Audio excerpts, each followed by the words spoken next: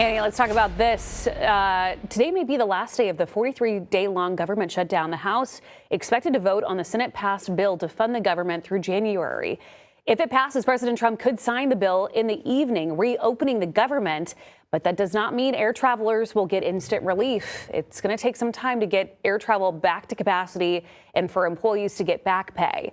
Without those air traffic controllers, the FAA will continue to reduce flights at 40 major U.S. airports by 10% this Friday, leaving thousands of flights canceled or delayed.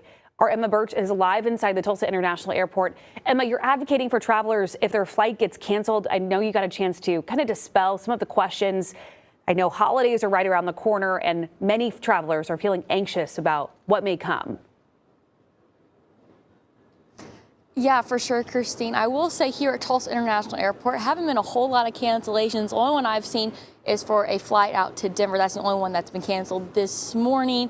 But what I've been told by travel experts, as the holidays do near, more cancellations delay will be happening. So that might be the best idea to get some traveler's insurance just to be safe. I spoke with Leah Vincent. She's an Oklahoma travel agent and founder of Vincent Vacation, and says if your flight does get canceled, that airline is required to refund you if you decide to end your travel. But the whole question is where you're going to stay until your next flight. And so that's where Vincent says it's best to get traveler's insurance for unexpected expenses.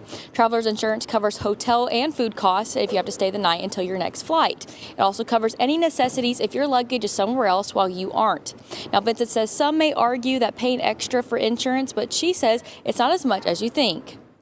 These ones called pack and go, so it's just coverage during travel. So if you put in for your trip costs, if you're not worried about like canceling before you travel, if you put in a zero for the dollar amount for your trip, that means you're not getting covered for anything before your trip, but you are covered during your trip. And then it can be pretty inexpensive. I see policies a lot for $30 to $50 per person. Vincent also says to be prepared before going to the airport by having your airline's app on your phone for any updates. And if your flight does get canceled, speak with the airline immediately to find the next available flight. Now remember, if you do rebook, the airline will not refund you for that cancellation.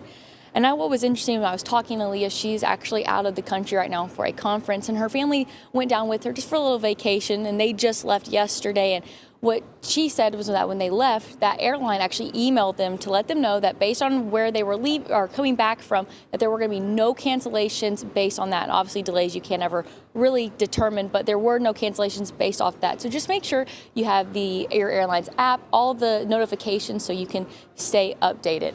Reporting live in the Tulsa International Airport, I'm Emma Birch, 2 News Oklahoma.